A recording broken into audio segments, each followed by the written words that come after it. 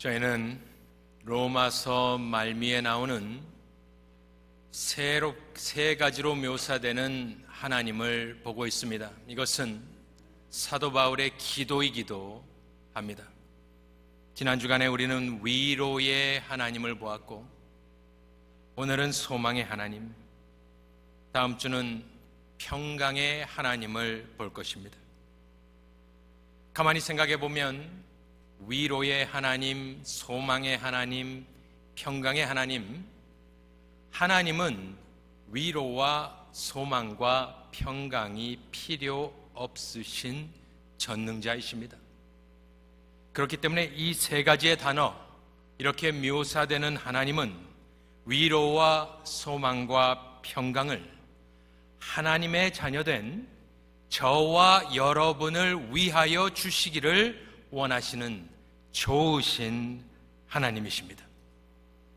그리고 이 세 가지는 예수 그리스도와 분리하여 생각할 수 없습니다. 저는 이 위로, 소망, 평강 세 가지 중에 저는 소망이 제일 좋습니다. 물론 다 귀하고 중요하지만 저는 소망의 하나님이 좋습니다. 왜냐하면 때로는 위로도 소용이 없을 때가 있고 평강이 임할 수 없는 상황이 너무나 많지만, 언제 어디서나 소망의 하나님은 저와 여러분으로 하여금 또 하루를 살게 하고 주의 영광을 위하여 달려갈 수 있는 희망을 주시기 때문입니다. 이 소망의 하나님이란 단어는 잘 눈에 띄지 않습니다. 우리가 그냥 평상시에 인사치레식으로 하는 말입니다. 소망의 하나님, 소망의 하나님. 하지만 절망의 벨벳 위에 올려놓을 때에 그냥 우리가 보통 때는 그냥 읽고 지나가는 소망의 하나님이 반짝반짝 눈에 띄게 되는 것입니다. 우리가 살고 있는 이 세상은 과연 진보하고 있고 더 좋아지고 있나요? 2차 대전 이후로 2022년에 우리는 다시 한번 큰 군사 대국이 다른 옆 나라를 침공하는 모습을 보았습니다. 2차 대전 이후에는 사람들이 달라졌겠지, 평화에 대한 인식이 바뀌었겠지, 성장했겠지 착각하였지만 그 군사, 그 일은, 전쟁은 우리로 하여금 그 환상에서 깨어나게 하였습니다. 50만 명 이상이 죽었다고 합니다. 돈도 어마어마하게 들어갔고 언제 어떻게 끝날지 모릅니다. 우리가 살고 있는 미국에서 2015년에 동성결혼 합법화가 되었습니다. 대법원이 그렇게 결정을 하였는데 당시 저는 과테말라에 단기 선교 중이었습니다. 그때 그 소식을 들으면서 이제 올 것이 왔구나, 미국도 이제는 동성결혼을 합법화하는 이러한 시기가 왔구나 충격을 받았었지만, 10여 년이 지난 뒤에 보면 트랜스젠더, 성전환 이런 것을 통해서 이제는 동성결혼은 마치 소꿉장난 수준으로 전락해버리고 말았습니다. 아주 옛날 이야기가 되고 말았습니다. 이제 동성결혼은 논쟁 대상도 아닙니다. 그렇게 트랜스젠더리즘이 들어왔을 때 어떻게 했습니까? 특별히 대학 가는 지성인들은 환영하였지요. 앞장서서 옹호하였습니다. 인권을 주장하였습니다. 하지만 정작 6피트 1인치인 남자가 성전환을 하여서 여기 근처에 있는 대학교에서 수영을 하기 시작했을 때, 여자들과 수영하며 경쟁했을 때 어떻게 되었습니까? 문서상으로는 좋아 보였고 그 모든 사람들이 환영하였던 것이지만, 정작 남자가 여자가 되어서 여자들과 수영 시합을 할 때 도저히 따라갈 수 없음을 보고 그들은 탄원하였고 소송을 걸었습니다. 지금도 진행되고 있는 올림픽 경기에서도 그런 뉴스가 나오는 것을 잠깐 보았습니다. 남자와 여자 그 성조차도 내 개인의 주권에 맡기는 것, 참으로 헷갈리는 세상이 왔습니다. 캘리포니아에서는 아이들을 부모에게서 빼앗아가 버리는 무서운 법이 통과되었습니다. 정치적으로는 어떻습니까? 정치는 인간 생활을 가능케 하는 가장 기본적이고 중요하고 숭고한 행위입니다. 저희가 코비드를 지날 때 저는 뉴욕에 있었는데 저는 주지사의 힘이 그렇게 센지 몰랐습니다. 그냥 미국에서 살고 있었고 우리가 다 깨달았지 않았습니까? 주정부의 힘과 특별히 주지사의 힘이 이렇게 막강하였구나, 모르고 있었구나. 제가 살던 뉴욕에서는, 여기는 뭐 어땠는지 모르겠지만 뉴욕에서는 이그제큐티브 오더라고, 그 어떤 동의도 필요 없이 행정명령으로 많은 사람들을 집에 가둬놓는 것이 발동이 되었습니다. 그것이 맞다 틀리다를 떠나서 저는 미국에서 주지사가 그런 명령을 할 수 있음에 너무나 깜짝 놀랐습니다. 미국도 그럴 것인데 다른 곳에서 누가 정권을 잡느냐, 정치를 하느냐에 따라서 특별히 소수민족은 수없이 많은 사람들이 핍박을 당하고 목숨을 잃었던 것을 알고 있습니다. 정치가 인간을 위해 존재해야 되는데 이 세상 역사는 그렇게 되질 않지요. 앞으로도 그럴 일은 없을 것입니다. 첨단 기술이 이렇게 발달하다 보니까 우리도 인간도 변화받고 있다라는 착각 속에 살고 있었습니다. 편해진 것은 분명합니다. 하지만 우리가 알고 있던 세상은 이제 옛날 이야기, 구식 이야기가 되어버렸습니다. 제가 뉴욕에서 교회를 섬길 때 저희 교회에 옐로 택시를 하던 분들이 세 분이 계셨습니다. 뉴욕의 명물입니다. 맨하탄에 있는데 옐로 택시. 다른 도시도 마찬가지지만 어쨌든 뉴욕은 택시하는 것이 대단한 것이겠는가 여러분들 생각할 수 있지만 옐로 택시 라이센스가 당시에 100만 불이 넘었습니다. 정해진 숫자만 있었기 때문에 택시 운전하시는 분들이 다 100만 장자들입니다. 그리고 또 은퇴를 해서도 그 라이센스를 다른 사람에게 빌려줘서 노후 연금처럼 죽을 때까지 정말 이것을 받으면서 살 수 있는 노후 대책이었습니다. 그런데 이 앱으로 전화를 부르는 우버가 나왔을 때 저는 그때를 기억합니다. 순식간에 100만 불이 넘던 그 라이센스는 종이 조각이 되어버렸습니다. 한 장로님이 통곡을 하시던 모습을 저는 기억합니다. 그래서 은퇴를 할 줄 알았는데 아직도 지금도 계속해서 노후를 이끌고 그 택시 운전을 하고 계십니다. 우리가 옛날에 알고 있던 아름다운 직업들, 소원했던 직업들도 하나 둘씩 사라져가고 우리가 그렇게 좋아하는 소셜 네트워킹도 최근에 나온 책을 하나 보았습니다. 어떻게 내전이 시작되는가. 샌디에고 교수가 낸 책인데 가만히 보니까 내전이 수도 없이 많은 곳에서 발생되고 있습니다. 우리만 모를 뿐이지. 2019년이 피크였는데 그 교수가 그것을 추적하면서 데이터를 종합해 보니 특별히 최근에는 페이스북이 선동하고 가짜뉴스를 퍼뜨리며 혐오감을 불러일으켜 많은 살상이 났다고 합니다.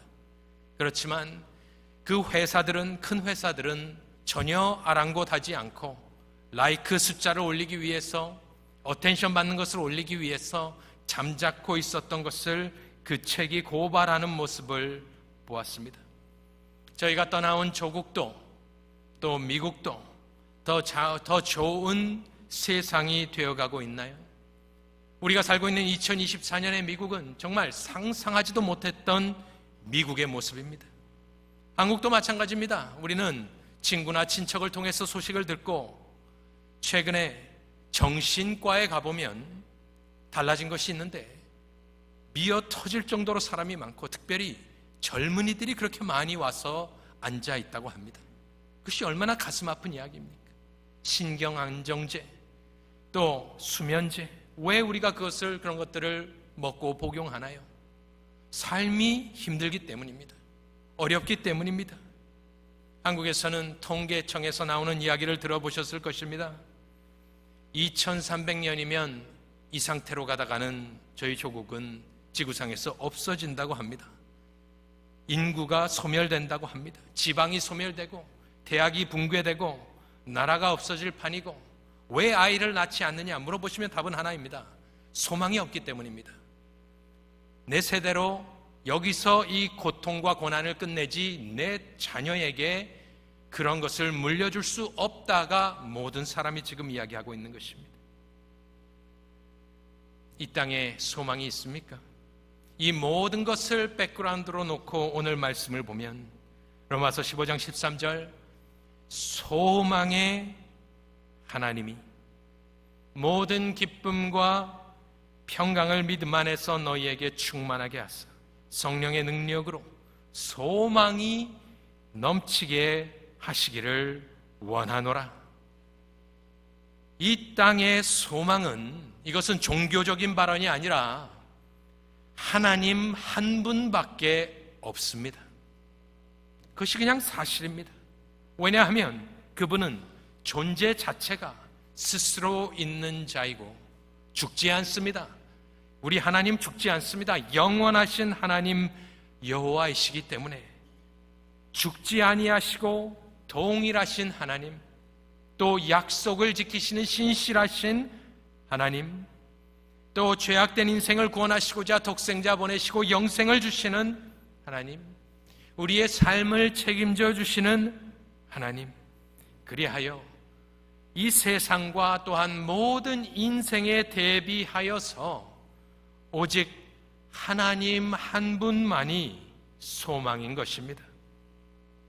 다른 곳에서 소망을 찾으려 하니까 우리가 삶이 어려운 것이고, 오늘 말씀을 가만히 생각하면서 소망의 하나님이라는 단어가 눈에 띌 때는 언제인가요? 내가 몸이 건강하고 모든 것이 잘 풀리고 잘 나갈 때는 이 말씀이 눈에 들어오지 않습니다. 뭐 이런 말씀이 필요한가요? 잘 살고 있는데. 이 말씀이 눈에 띄기 시작한다는 것은 이제 인생을 좀 살아봤다는 이야기 아니겠습니까? 소망은 미래입니다. 그리고 소망을 하겠다는 것은 지금 현재의 삶이 팍팍하다라는 것입니다. 지금 삶이 어려우니까 소망을 생각하는 것이지 평안할 때는 우리는 보통 이렇게 생각을 하지 않습니다. 그렇다면 소망의 하나님이 눈에 띄기 시작할 때는 우리 삶이 어렵다라는 사실인데, 그렇다면 보통 사람들은 어떻게 삽니까? 소망은 아주 멀리 있기 때문에 내 어려운 삶 때문에 인생을 살 때 분노하고 짜증내고 성질을 부리며 대부분 살고 있습니다.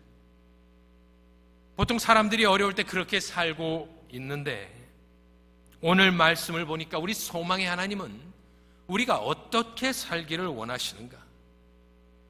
보시면 소망의 하나님이 모든 기쁨과 평강을 우리에게, 너희에게 충만하게 하여 주시기를 원한다, 이런 이야기를 하고 있습니다. 그러니 소망의 하나님이 눈에 띌 때 우리 삶이 팍팍하고 어려워서 힘들더라도 짜증과 분노와 성질을 내며 사는 모습은 합당한 모습이 아니고, 하나님이 당신의 백성들이 이 땅을 살기 원할 때에 소망을 가지고 모든 기쁨과 평강으로 이 삶을 살기를 원하시는 줄로 믿으시기를 바랍니다. 저는 옛날에 유스그룹을 했을 때에 한 여학생이 해준 이야기가 생각이 납니다. 자기 아버지는 자기 남동생을 새벽에 깨워 바깥으로 불러내서 뒷뜰에서 매질을 한다고 하였습니다. 이제 생각해보면 어뷰스입니다. 그때 그 아버지가 왜 그렇게 했을까? 답은 하나입니다. 인생이 풀리지 않으니까 그 분노를 자기 아들에게 푼 것입니다. 하지만 그분은 교회에 나왔습니다.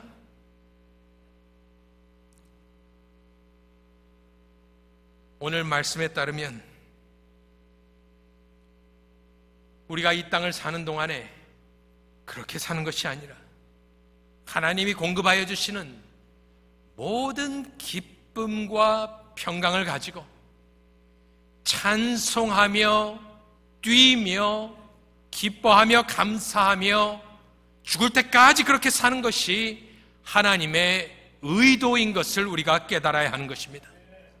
목적지만 중요한 것이 아닙니다. 가는 과정도 중요한 것 아니겠습니까? 우리 삶이 과정 아니겠습니까? 죽을 때 천국 간다 하여 이 땅을 내 마음대로 내 성질대로 사는 것은 그것은 바른 성도의 모습이 아니고 기쁨과 평강을 가지고 그렇게 사는 것, 그것이 하나님께서 원하시는 것이다. 저도 옛날 같으면 이런 말씀이 별로 눈에 들어오지 않았을 것입니다. 뭐 이런 것이 대수인가요? 그냥 살면 되는 것이지. 그런데 삶을 살다 보고 사역하고 교역하다 보니까 삶이 별것이 없습니다. 하지만 우리가 이 땅을 사는 동안에 주님 앞에 서는 그날까지 예수 재림 이전 무엇이 먼저 올지 모르지만 이 땅을 사는 동안에 모든 위로와 기쁨과 평강으로 이 땅을 산다는 것, 그것은 참으로 귀하고 값진 것입니다. 지난주에 우리는 위로의 하나님을 보았습니다. 위로의 하나님. 위로의 하나님을 만나기 위해서 무엇이 필요하던가요? 인내가 필요하지 않았나요? 그렇다면 오늘 소망의 하나님을 만나기 위해서 필요한 것이 하나가 있는데 무엇일까요? 본문 말씀을 보여주시면 무엇이 키워드입니까? 저기 나오는 소망의 하나님이 모든 기쁨과 평강을 너희에게 충만하게 해주시기를 원하는데 어떻게 그것이 임하느냐? 바로 그 키워드는 저기 있죠? 믿음입니다. 위로의 하나님을 만나기 위해서는 인내하고 기다려야 된다.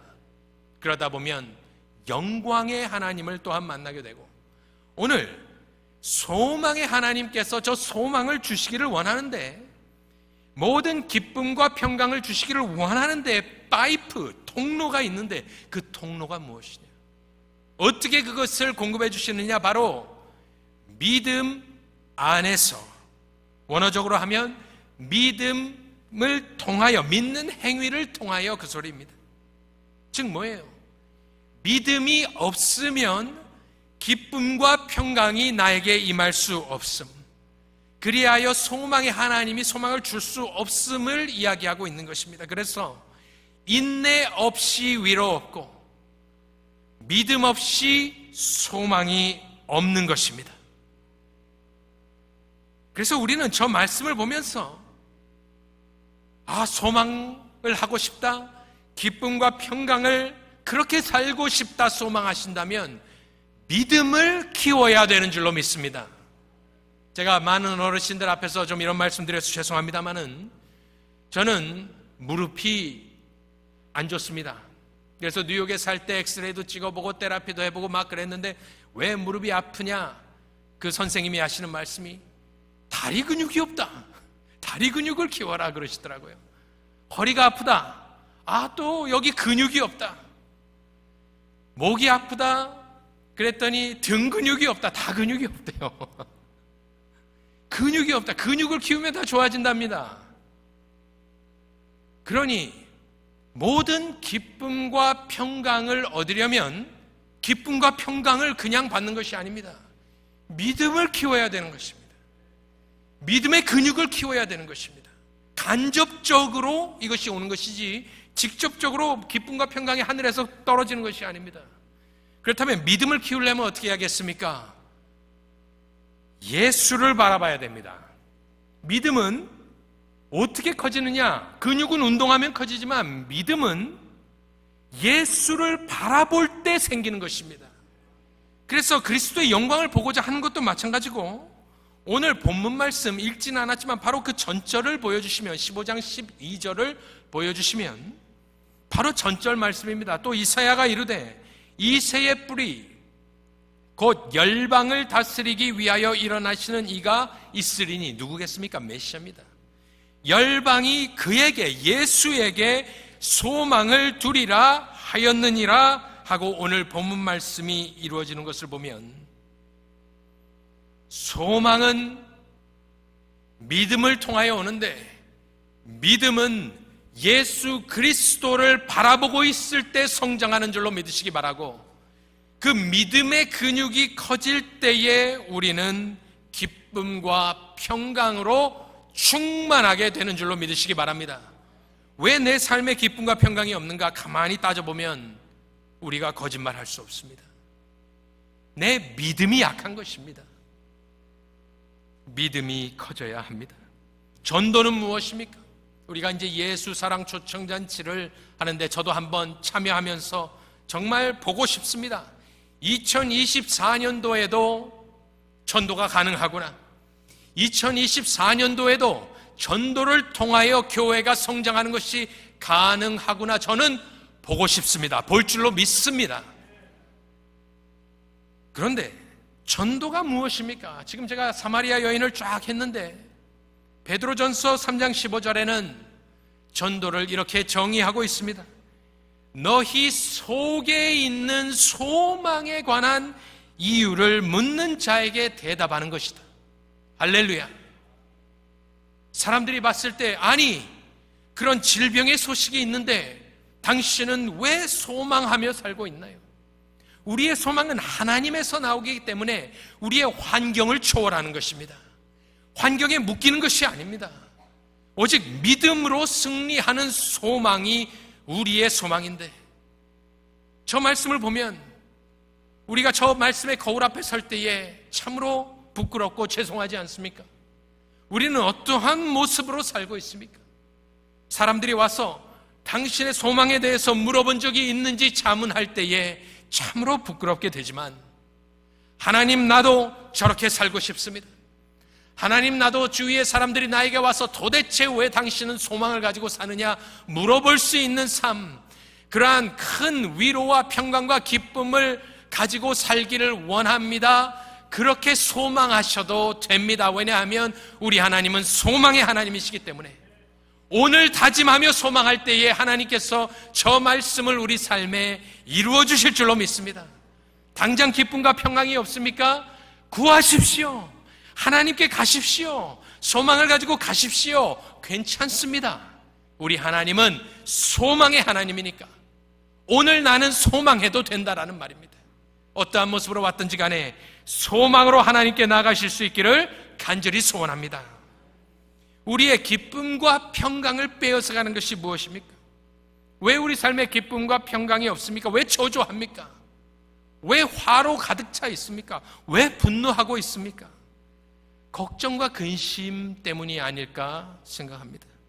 기쁨과 평강을 빼앗아가는 것, 도적질해가는 것, 걱정과 근심입니다. 걱정과 근심이 무엇입니까?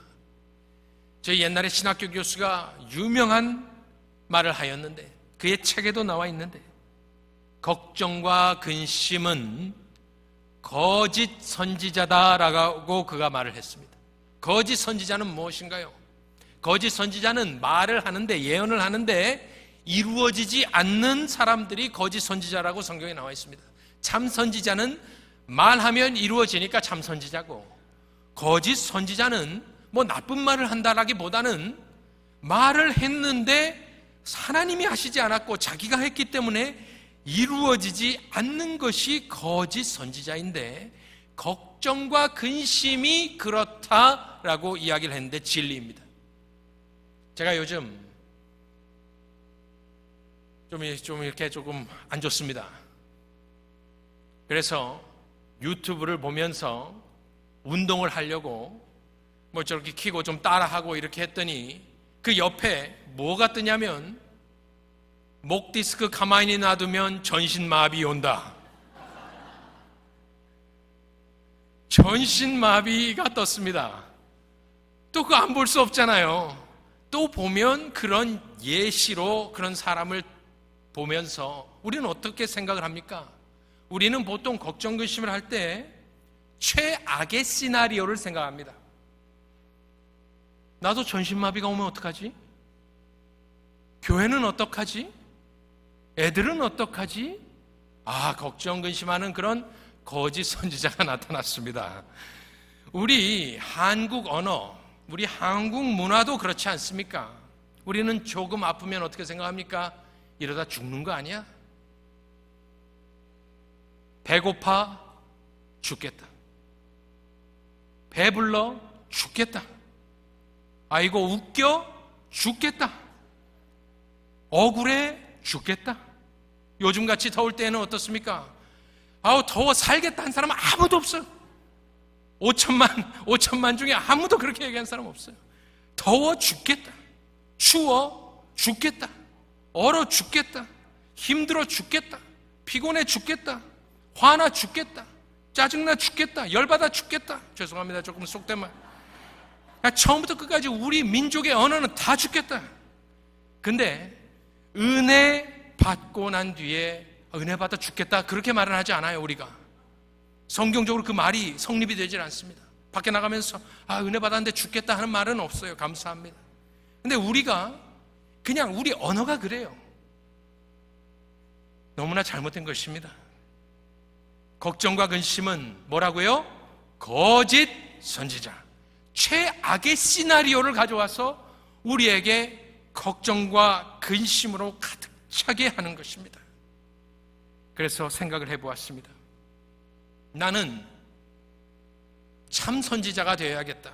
그런데 우리가 선지자가 예언하는 사람인데 우리가 예언할 수 없지 않습니까? 그래서 내가 걱정과 근심이 나에게 이야기를 하게 놔두면 거짓 선지자에게 우리가 끌려가 버립니다. 우리 심령이 끌려가 버립니다. 하루 종일 걱정 근심합니다. 그러면 내가 참 선지자의 역할을 하는 것은 무엇이겠느냐? 미래를 예언하라는 말이 아닙니다. 믿음의 이야기를, 하나님의 말씀을, 하나님의 관점을 내가 내 영혼에게 이야기해 주어야 합니다. 내가 그 역할을 해야 됩니다. 미래를 예언할 수 있는 능력은 없습니다. 그것을 하는 것은 바람직하지 않습니다. 하지만 내가 할 수 있는 것, 저와 여러분이 할 수 있는 것은 나쁜 말로 가득 찬 이 세상 가운데 하나님의 말씀을 하는 것. 시편 42편 5절 이하의 말씀인데 시편 기자도 똑같이 이야기하고 있는 것입니다. 내 영혼아 꾸짖으면서 네가 어찌하여 낭망하며 어찌하여 내 속에서 불안하여 하는고. 너는 나를 향해 말하는 겁니다. 너는 하나님을 바라라. 그 얼굴의 도우심을 인하여 내가 오히려 찬송하리로다. 11절에 다시 한번 불안하니까 한 번 더 이야기합니다. 내 영혼아 네가 어찌하여 낭망하며 어찌하여 내 속에서 불안하여 하는고. 너는 하나님을 바라라. 나는 내 얼굴을 도우시는 내 하나님을 오히려 찬송하리로다.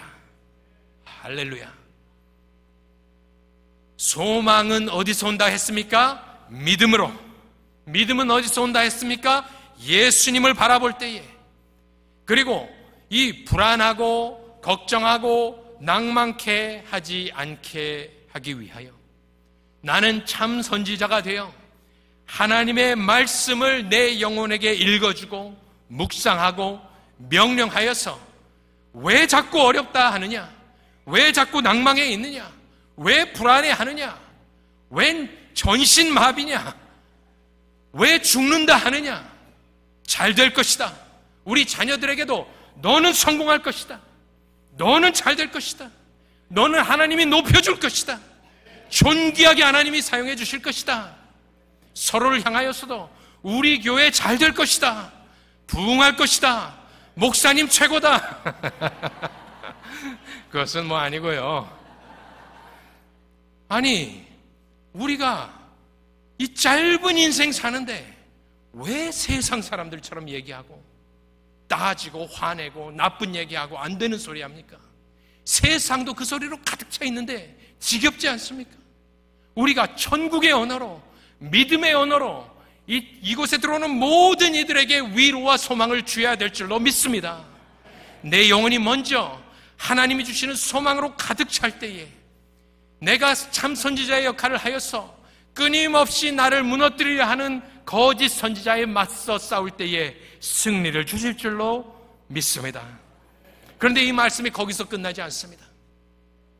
마지막 구절을 보면 소망의 하나님이 모든 기쁨과 평강을 믿음 안에서 너희에게 충만하게 해주시길 원하는데 그것이 우리가 다짐한다고 다 되는 것이 아니라 그 다음에 나오는 말씀이 무엇인가요? 성령의 능력으로, 다시 성령으로 돌아갑니다. 성령의 능력으로 소망이 넘치게 하시기를 원하노라. 이것은 참으로 오묘한 말씀입니다. 로마서 15장 13절을 적어 놓으시고 포스트잇에 붙여 놓으시고 펼쳐 놓으시고 일주일을 사실 때에 이 말씀이 성령의 감동으로 되어 있는 것이 너무나 분명합니다. 사람이 이런 말을 지어낼 수 없습니다. 소망의 하나님이 믿음으로 믿음 안에서 주시길 원한답니다. 그래서 그것은 내 책임입니다. 내가 믿음을 키워야 됩니다. 내가 기쁨과 평강을 사모해야 됩니다. 그런데 거기서 끝이 아니라 성령의 능력으로 소망이 넘치게 하시기를 원한다. 누가 이런 말을 지어낼 수 있습니까? 내가 열심을 내고 사람의 책임이 있지만 다시 하나님께 돌아가 전적으로 주께 맡기며 성령의 능력으로 이 소망이 우리에게 충만하게 되심을 믿으시고, 성령의 능력으로 된다는 것이 무슨 말입니까? 여러 이야기를 할 수 있지만 저는 그냥 간단하게 기도하면 되는 줄로 믿습니다. 기도가 의지하는 거거든요. 성령님 도와주세요. 내가 말씀 읽겠습니다. 내가 찬송 듣고 부르겠습니다. 내가 설교를 듣겠습니다. 내가 섬기겠습니다. 내가 다 결정하고 결심하고 의지력으로 나가지만 하나님 내 힘으로 안 됩니다. 도와주세요 하고 또 내가 해야 됩니다. 그때 성령의 능력이 임하여 사람이 할 수 없을 때, 모든 소망이 끊어졌을 때, 그때 성령님께서 찾아와 주셔서 성령의 능력으로 일으켜 세워주시는 것입니다. 말하는 이도 듣는 이도 성령의 능력이 임할 때에만 참 소망을 소망하지 아니면 금방 사라져버립니다. 저는 2017년 조금 어려운 일을 겪었습니다. 그리고 2018년 사임을 하고 제 한국 모교회에 사역지 없이 미래 없이 돌아갔었습니다. 제 모교회입니다. 아주 오래된 135년이 지난 한국의 교회입니다. 가서 제일 뒤에 몇 년 만에 돌아갔는데 면목이 없어 가만히 앉아 있었습니다. 제일 뒤에. 저희 부모님 거기 섬기고 계시고 뭐 잘 알죠. 그런데 원로 목사님 사모님이 오셨습니다. 이젠 나이가 드셨고 또 오셔서 옛날에는 승화나 하셨지만 이제는 정 목사님, 하나님께서 목사님 존귀하게 사용할 거야. 참 그때 저는 위로가 되었습니다.